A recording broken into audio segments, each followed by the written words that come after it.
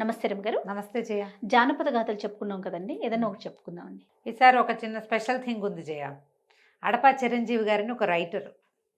వారు చాలా జానపద గాథలు రాశారు. 100కి పైగా కథలు ఉన్నాయి ఆయనవి. అయితే వారివి ఒక పుస్తకాలు నాకు స్క్రిప్ట్లో దొరికినాయి. ఓకే. ఒకటి 2 బుక్స్. ఒకటి చిన్న కథలే, చాలా పెద్దవి కాదు, చిన్న కథే. అయితే చదవడానికి భలే బాగున్నాయి. Simple easy language. నేను మెల్లిగా వారి నెంబర్ సంపాదించి వారికి ఫోన్ చేస్తే అవి 10 కథలు 2 బుక్స్గా ప్రింట్ చేశారట. విజయవాడకి చెందిన క్లాసిక్ ప్రింటర్స్, క్లాసిక్ పబ్లిషర్స్. ఇవి ఫ్లిప్కార్ట్లో కూడా దొరుకుతాయి బుక్స్. సరే, నేను అడిగితే ఆయన 2 పుస్తకాలు నాకు పంపించారు. చెప్పండి మీరు అని. మనం బ్రీఫ్ చేస్తాం కదా స్టోరీని. అయితే కత్తుల బోను కథ చెప్తాం. ఈ అడపా చిరంజీవి గారి కథల జానపద కథలు అయితే భలే ఇంట్రెస్టింగ్గా ఉన్నాయి. వాటి పేర్లు, కథ చిన్న స్క్రీన్ ప్లే లాగా నడుస్తుంది. ఒక చిన్న సినిమా తీసేయచ్చు దాంతో. భలే బాగున్నాయి కథలు. అయితే మీరు ఎవరైనా ఈ పుస్తకాల మీద ఆసక్తి కలిగిన వాళ్ళు ఫ్లిప్కార్ట్లో దొరుకుతాయి. క్లాసిక్ పబ్లిషర్స్ కోసం మీరు ఆన్లైన్ చూసినా కూడా అడపా చిరంజీవి గారి పుస్తకాలు 2 ప్రింట్ చేసినవి ఉన్నాయన్నమాట. 10 కథలు ఉన్నాయి. రెండిట్లలో 5 వేసి తెప్పించుకోవచ్చు. Classic publishers.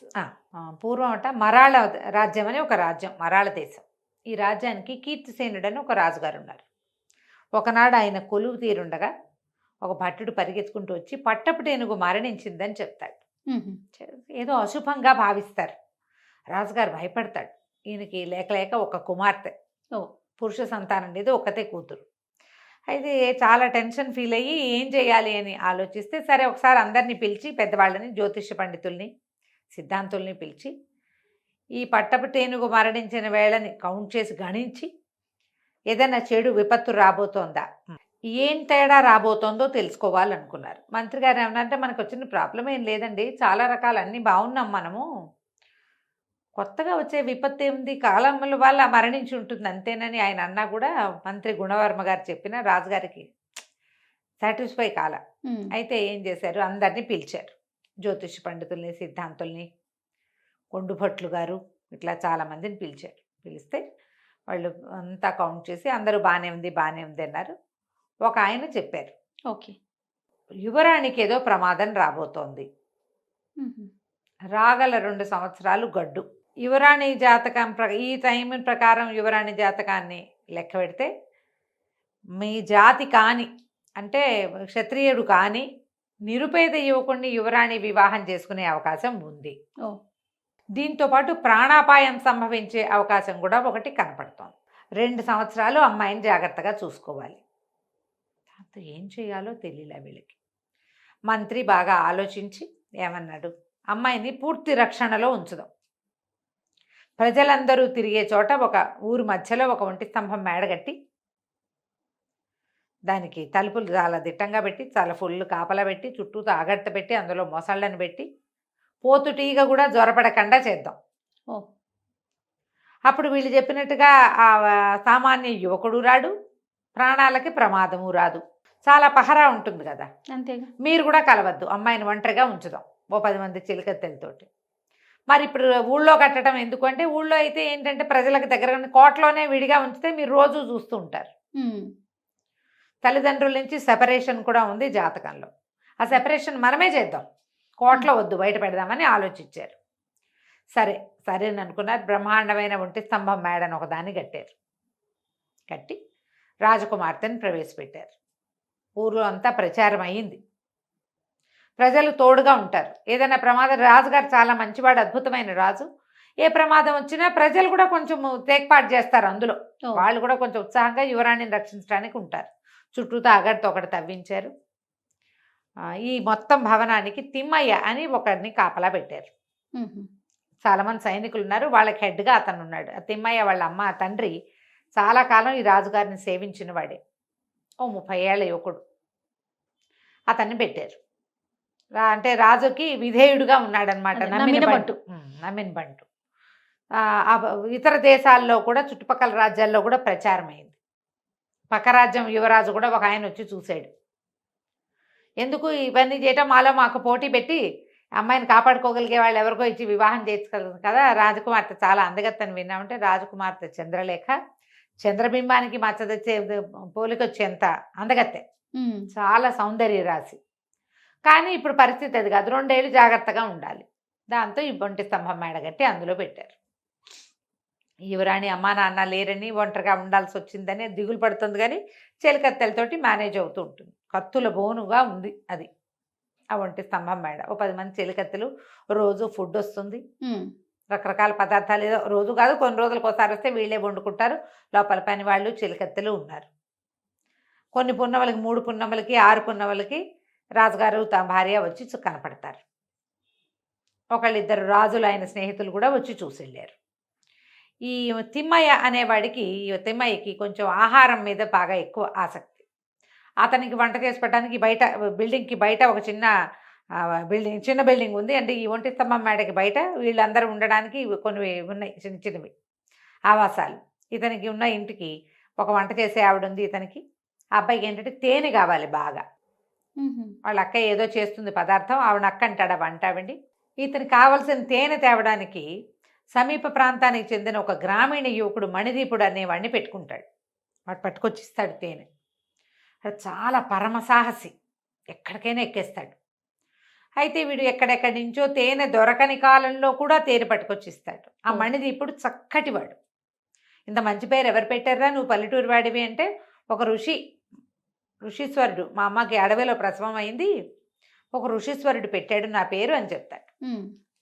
అయితే కొన్నాళ్ళకి తిమ్మయ్య ఏమంటాడంటే, నువ్వు అక్కడక్కడ అడవుల్లో తిరిగి చేయటం ఎందుకు, మాకు పని చెయ్యి, ఈ యువరాణి రక్షణలో మాతో పాటు ఉండు, నువ్వు కొండలు గుట్టలు ఎక్కేయగలవు, నీకు కావాల్సిన యుద్ధ విద్యలు నేను నేర్పిస్తా, ఓకే మాతోటి ఉండు అని పిలిచాడు. పిలిస్తే మణిదీపుడు కూడా మరి పర్మనెంట్ ఉద్యోగం అంటే ఎవరికైనా ఆసక్తి ఉంటుంది కదా, వచ్చి ఉండటం మొదలు పెడతాడు.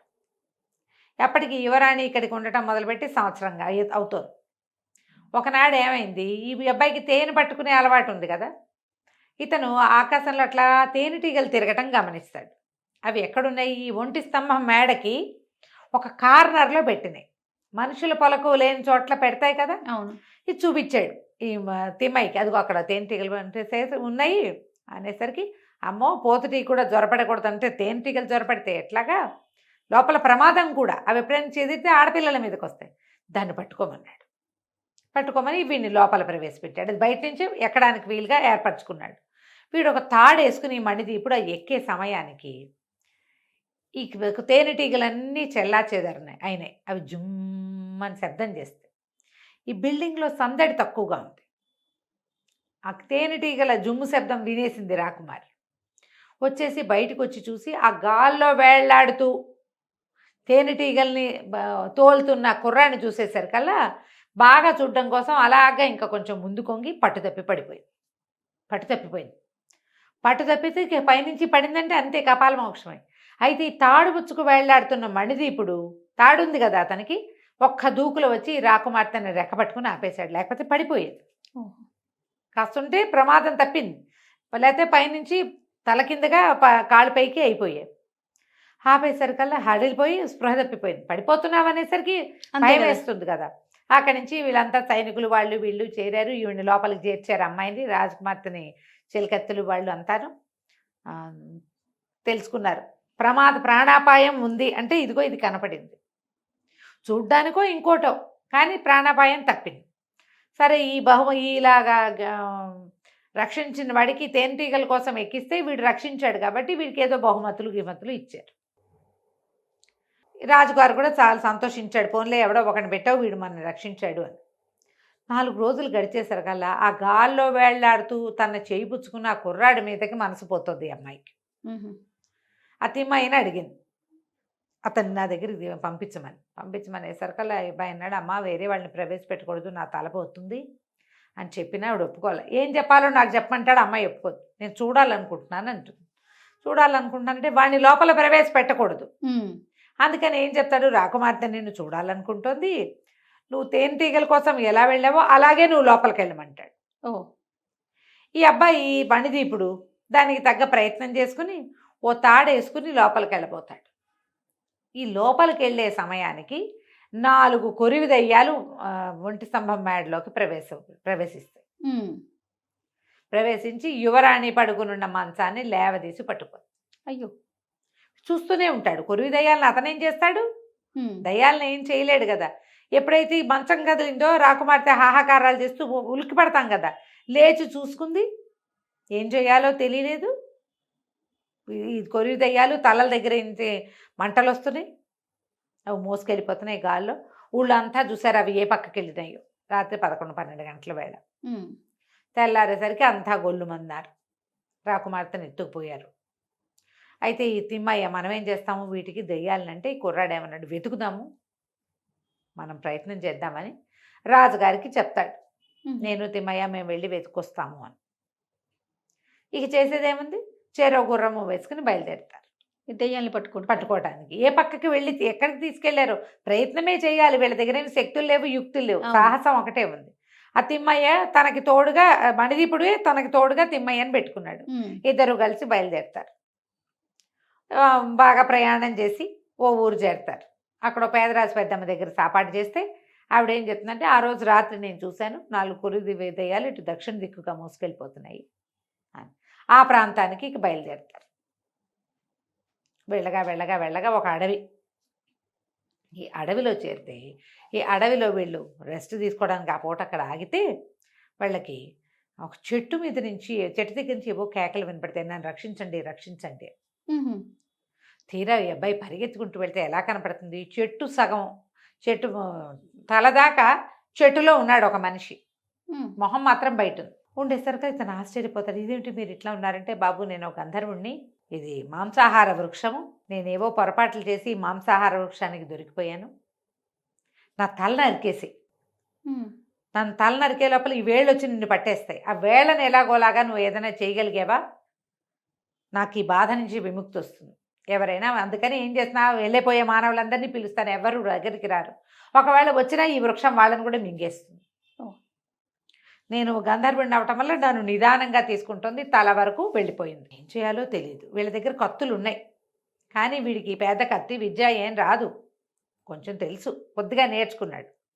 సరే తిమ్మైనాడు, వద్దురా నీకేమైనా అవుతుంటే ప్రయత్నం చేసి చూద్దాం, ఎవరికైనా సహాయం పడుతూ చచ్చిపోయినా పర్వాలా, పైగా ఈయన గంధర్వుడు చూద్దామని ఏం చేశాడు, ఈయన మెడకోట ఒక దెబ్బతోటి తెగల, వీడికి అంత విద్య కూడా రాదు.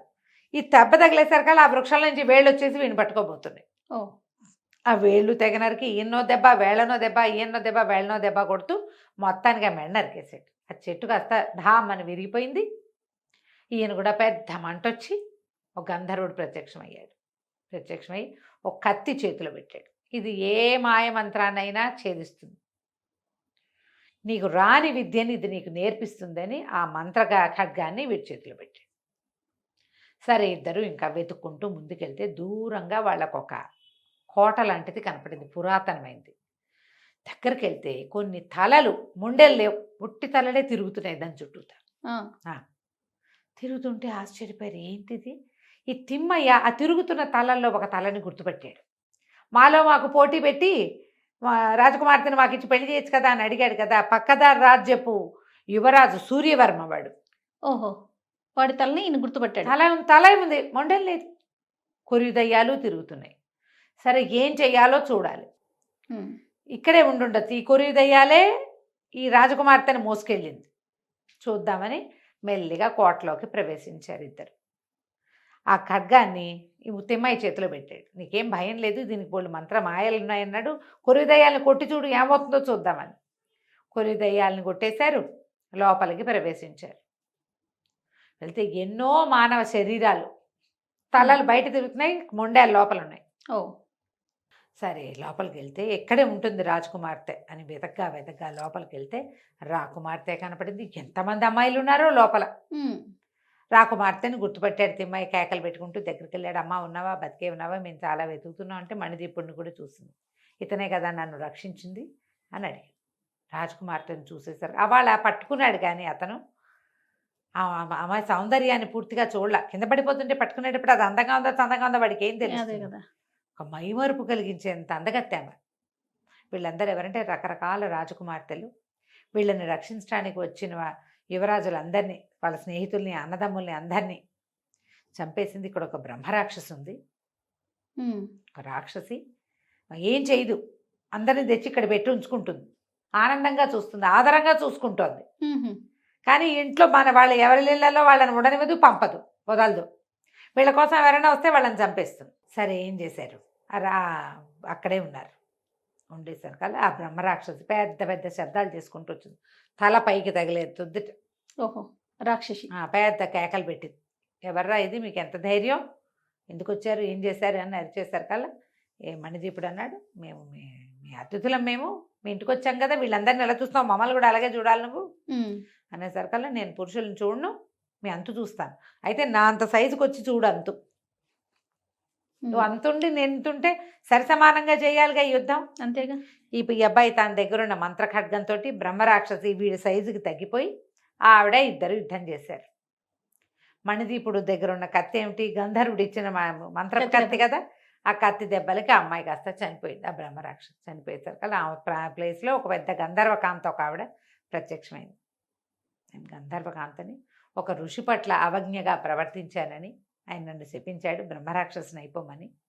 అప్పుడు దేశాతి అంతా తిరుగుతూ ఉండేదాన్ని నేను, భూమండలానికి గంధర్వలోకానికి చెలికత్తల్ని వెంబడబెట్టుకు తిరిగేదాన్ని. ఓకే. నేను ఒంటరిగా బ్రహ్మరాక్షసిని అయిపోయేసరికల్లా చెలికత్తెల కోసం ఈ యువరాణులందరినీ తెచ్చుకున్నాను. రూపస్సులు కావాలి ఆమెకి, గంధర్వకాంత కదా, అందుకని ఎక్కడెక్కడ రూపసిగా ఉన్న రాజకాంత కుమార్తె ఉందో అది తెచ్చేసుకున్నా వాళ్ళందరినీ. అనేసరికి ఈ అబ్బాయి అడిగాడు, చచ్చిపోయిన వాళ్ళందరినీ బతికించు, ఆ తలలు బయట తిరుగుతున్నాయి అంటే వాళ్ళందరినీ బతికించింది. రాజకుమార్తెని తీసుకుని తిమ్మయ్య ఇతను వెళ్ళిపోయారు, ఎవరి రాజ్యాలకి వాళ్ళని పంపించేశారు. ఇంటికి వచ్చిన తర్వాత రాజుగారు ఏమన్నారంటే, రాకుమార్తెను ఎవరైనా రక్షిస్తే వాళ్ళకి ఎన్నో లక్షల వరహాలు ఇస్తామని, అర్ధరాజ్యం ఇస్తామని, లక్షల వరహాలు బహుమతి ఇస్తామని చెప్పుకున్నారు. చాటిచ్చారు వాళ్ళు, చాటింపు ప్రకారం చేస్తామన్నాడు.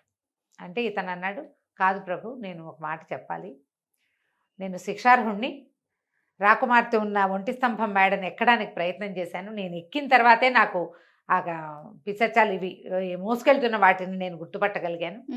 అంటే సరే దానికి తగ్గ శిక్ష ఇస్తాం నీకు అని చెప్పారు. రాకుమార్తె సాభిప్రాయంగా చూసేసరికి రాజు ఏమన్నాడంటే, నువ్వు ఆమెని చూడ్డానికి వెళ్ళావు కాబట్టి పరపురుషుడివి, ఆమెను చేపట్టి వివాహం చేసుకో. ఓ, అదే శిక్ష. అదే శిక్ష.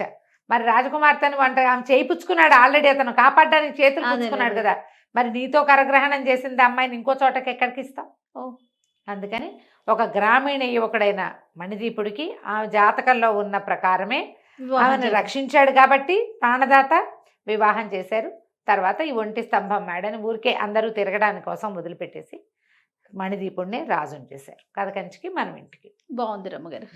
ఇది నేను చకచకా చెప్పేసా, ఎలాబరేట్గా చదివితే మహా బాగుంటుంది. క్లాసిక్ బుక్స్లో దొరుకుతుంది, చక్కగా కొనుక్కొని చదవండి. అందులో 5 కథలు ఉన్నాయి ఒక్కొక్క బుక్లో.